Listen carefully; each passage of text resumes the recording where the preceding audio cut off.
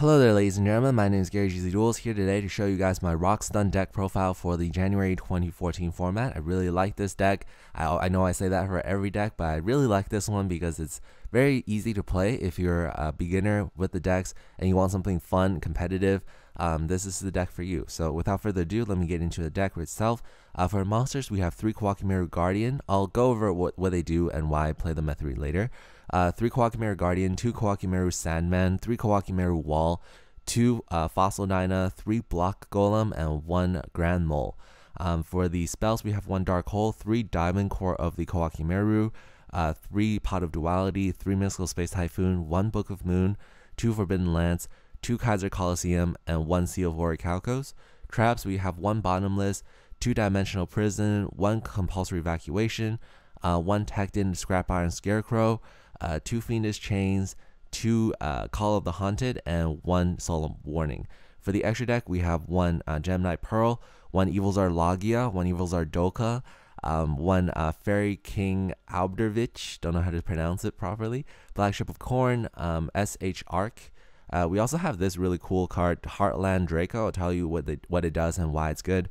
We play 2 Diamond Dire Wolf, 1 Zenmeister, 1 Exciton Knight, Maystroke, this Sky Pegasus, Daigusto Emerald, and also Abyss Dweller. For the side deck, we have the 3rd Sandman, the 3rd Fossil Dyna, 2 Soul Takers, 2 Twisters, 2 Spell Shattering Arrow, 2 Mind Drain, 1 Soul Drain, 2 DNA Surgery, and 2 Skill Drain. So I'll talk about first the main deck stuff.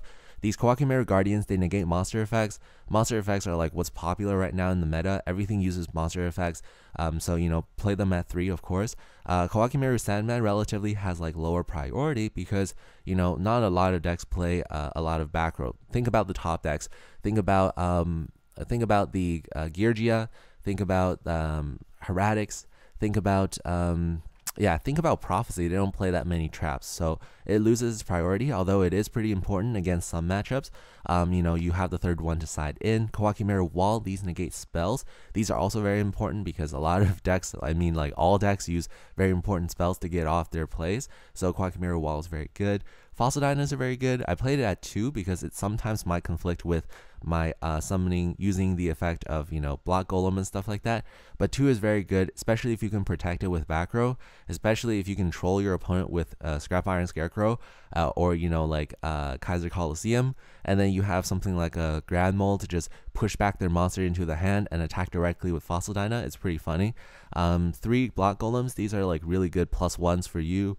You can tribute this card, special summon out 2 rock monsters. So what's really interesting about this card is you can use this to bring back Grand Mole as well. You can also use that to bring back Fossil Dyna. So in essence, you can recycle these things, but most likely you'll want to bring back your Rock Stun monsters, your Kawakimeru monsters, because once they're on the field, they're able to just go 1 for 1 with one of your opponent's important cards, and you +1 off of that. Neospatial Grand Mole, nothing needs to be said. Diamond Core of the Kawakimeru might be pretty interesting. This is a new card that comes out in Primal Origins. It allows you to search for a Kawakimeru monster from your deck. So it's like a Rhoda for Kawakimerus. And it has a really awesome effect as well. The side effect is you can banish this card during your turn. Your Kawakimeru monsters this turn won't be destroyed, I think. Yeah, cannot be destroyed. So that means not destroyed by battle, not destroyed by card effect, and not even destroyed by their own upkeep cost. So you don't have to reveal a rock monster. Your monster this turn will not be destroyed. So it's very, very cool. Let's see, Kaiser Coliseum. It's really good because sometimes you just like to depend on one of your Kawakimeru monsters.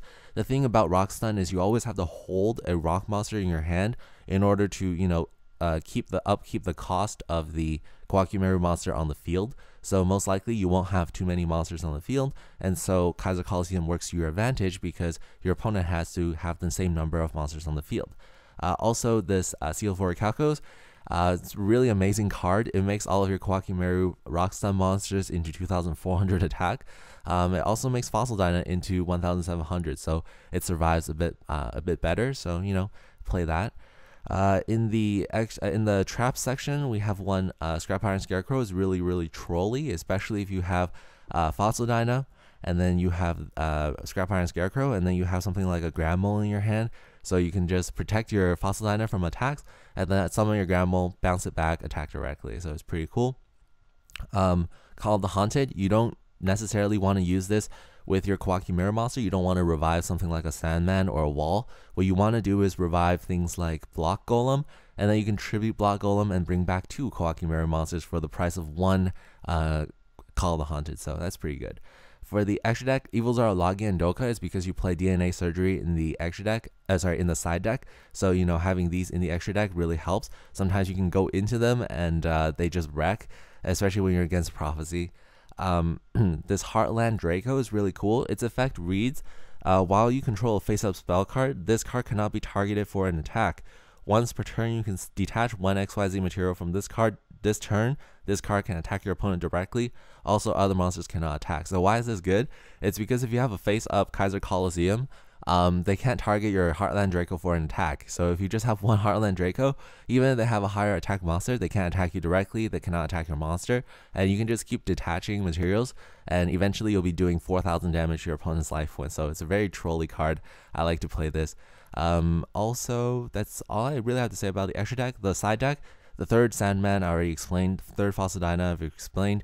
Soul Taker is just generically trying to take away good monsters your opponent have, especially when they go first, and then they activate a whole bunch of monster effects which you can't negate because they went first, and then they summon out something really powerful that your Rockstun monsters can't get over because your Rockstun monsters are only 1,900. You'll probably need the Soul Taker to get rid of that. You want to use Twister in the same mentality when you want to use your Mystical Space Typhoon. When your opponent already activates something continuous on the field, you want to get rid of that. Same thing with Spell Shattering Arrow against those field cards, against Fire Fist, Fire Formations. You also run all of the Drain cards. You run Mind Drain because you don't play anything in the hand, no effects from the hand traps.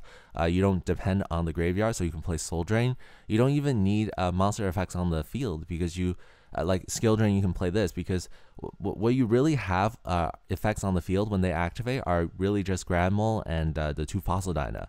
All of these Rockstun monsters, they tribute themselves to get their effects, so their effects resolve off of the field. So you can summon out your Block Golem, tribute it while you have Skill Drain on the field, and you can bring back these Kawaki Mirror monsters from your graveyard anyway. And if your opponent tries to activate a spell card while you have a wall, you can tribute the wall, you can still negate that even if you have Skill Drain.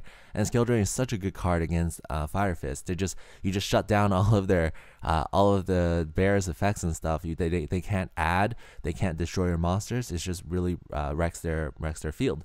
Also, DNA Surgery, very good card against Prophecy. Probably the best side deck card. Is no reason why not to run it. Plus, you can just call Dinosaur. Nothing really affects itself. Your monsters in the hand are still rocks, so you can still pay the upkeep for the Kawaki Mirror monster. So really doesn't affect you in any way whatsoever, while it destroys other people. So I hope you guys enjoyed this deck. I hope you guys like to play things like this. I know it's kind of my play style only, so if you guys have any suggestions for another deck, I'd be happy to hear it.